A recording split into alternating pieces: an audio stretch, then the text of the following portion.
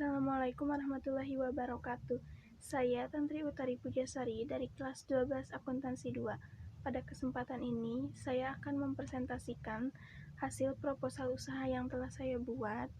Tetapi di sini saya hanya akan mempresentasikan yang berhubungan dengan keuangannya saja, seperti modal yang saya keluarkan, biaya yang saya keluarkan, perhitungan harga pokok penjualan, dan yang terakhir ada laporan keuangannya.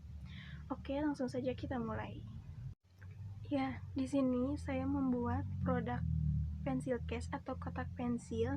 Kenapa saya membuat ini? Karena menurut saya produk ini sangat dibutuhkan oleh semua kalangan, terutama bagi pelajar seperti saya ini.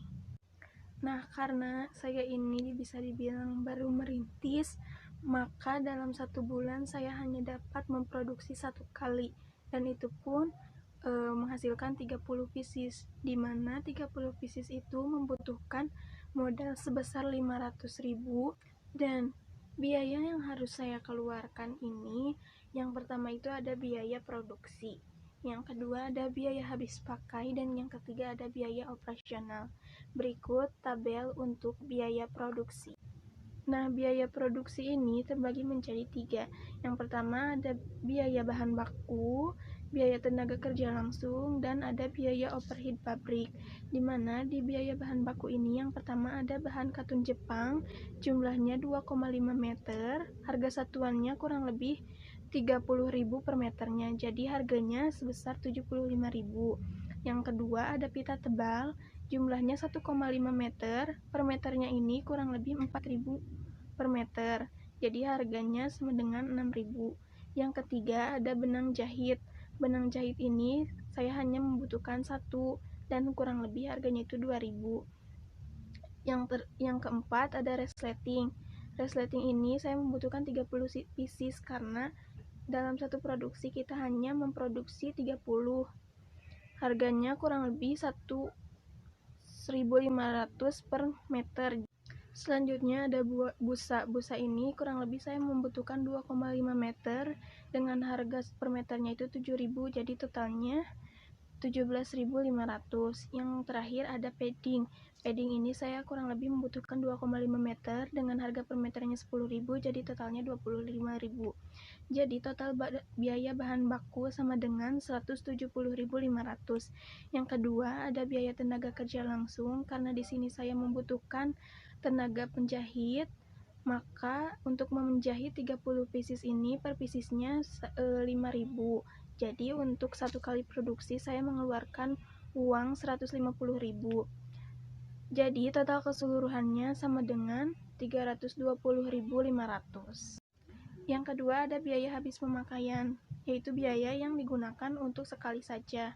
Yang pertama ada plastik transparan dengan total 3.000, amplop Samsung Craft dengan total 15.000, kertas pengiriman dengan total 9.000, label dengan total 5.000, dan double tip dengan total 5.000. Jadi total bahan habis pakai ini sama dengan 37.000 saja. Yang terakhir ada biaya operasional, terdiri dari biaya administrasi, biaya cetak laporan, biaya paket internet, dan biaya transparansi, dengan total biaya operasional sebesar 69.000. Selanjutnya kita akan membahas perhitungan harga pokok penjualan. Harga pokok penjualan sama dengan total biaya produksi dibagi jumlah produksi. 320.500 dibagi 30 pieces sama dengan 10.683. Kita bulatkan menjadi 10.700. Harga jual yang saya inginkan, karena 1 piecesnya saya menginginkan harga jualnya sebesar 20.000, maka dikali 30 pieces sama dengan 600.000 per 1 kali produksi. Selanjutnya, berapa keuntungan yang saya terima? Nah, keuntungan yang diterima sama dengan harga jual dikurangi HPP. Harga jualnya 20.000 dikurangi HPP-nya 10.700 sama dengan 9.300 per pieces dikali 30 sama dengan 279.000 per 1 kali produksi. Dan ini tuh masih dibilang laba kotor karena belum dikurangi dengan biaya lainnya. Selanjutnya, kita akan membahas laporan keuangannya. Hal yang pertama harus dibuat sebelum membuat laporan keuangan yaitu menentukan kerangka waktu. Nah, kerangka waktu yang saya pilih yaitu per 1 bulan, karena agar memudahkan untuk bulan berikutnya. Yang kedua yaitu laporan laba rugi. Nah, di sini ada tertera tabelnya laporan laba rugi unit pensil cash per 31 Januari 2020. Di sini ada pendapatan seharga 600.000. Karena kita nggak ada pendapatan piutang, jadi langsung saja ditotalin. Yang kedua ada biaya bahan baku sebesar 170.000, biaya tenaga kerja langsung sebesar 150.000, biaya habis pakai sebesar 37.000, biaya administrasi sebesar 5.000, biaya cetak laporan sebesar 4.000, biaya paket internet sebesar 50.000, dan biaya transportasi seharga 10.000. Nah, terus pendapatan ini dikurangi sama total biaya, jadi 600.000 dikurang 426.000 sama dengan 174.000. Nah, ini yang 174.000 ini sama dengan labanya. Yang ketiga ini ada laporan perubahan modal. Yang pertama modal awal sebesar 500.000, terus ada laba rugi sebesar 174.000.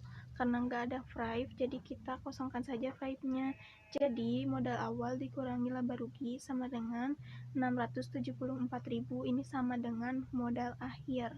Selanjutnya yang keempat ini ada laporan arus kas, di mana yang pertama ini ada aliran kas dari aktivitas operasi. Aliran kas masuknya ada penerimaan penjualan tunai sebesar 600.000 dikurangi sama aliran kas keluar. Di sini tertera biaya-biayanya dan jumlahnya sama dengan 426.000. Nah, jumlah aliran kas masuk dikurang aliran kas keluar sama dengan 174.000, ini masuknya ke aliran kas bersih dari aktivitas operasi. Selanjutnya ada aliran kas dari aktivitas pendanaan. Yang pertama ada aliran kas masuk, di dalamnya itu terdapat modal pinjaman sebesar 200.000 dan modal tambahan sebesar 300.000. Jadi jumlahnya sama dengan 500.000. Karena nggak ada aliran kas keluar, jadi kita langsung jumlahkan saja 500.000 dan masuk ke aliran kas bersih dari aktivitas pendanaan.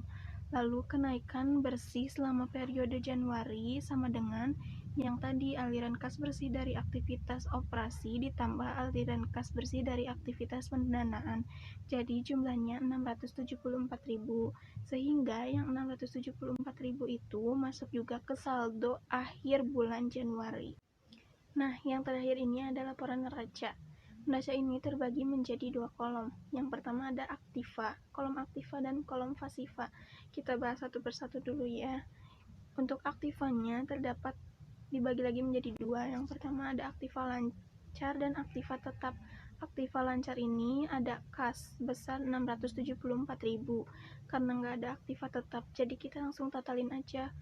Jadi total aktiva sama dengan 674.000. Lalu di kolom sebelahnya ada pasiva. Pasiva ini terbagi lagi menjadi 2, ada hutang lancar sama ada modal. Hutang lancar ini terdiri dari hutang pinjaman modal sebesar 200.000 dan modal ini yang tadi modal tambahan 300.000 ditambah laba sama dengan 174.000. Jadi total pasiva sama dengan 674.000. Oke, cukup sekian video presentasi dari saya. Terima kasih telah menonton video ini. Mohon maaf bila ada kesalahan dalam penyampaiannya. Wassalamualaikum warahmatullahi wabarakatuh.